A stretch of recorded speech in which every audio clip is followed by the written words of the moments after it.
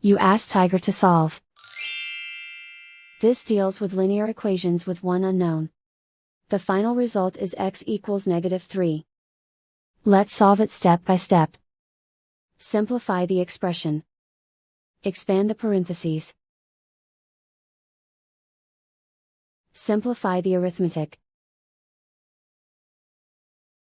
Group all x terms on the left side of the equation. Subtract 2x from both sides. Group like terms. Simplify the arithmetic. Group like terms. Simplify the arithmetic.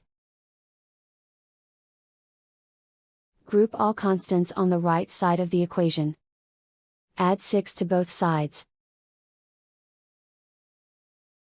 Simplify the arithmetic.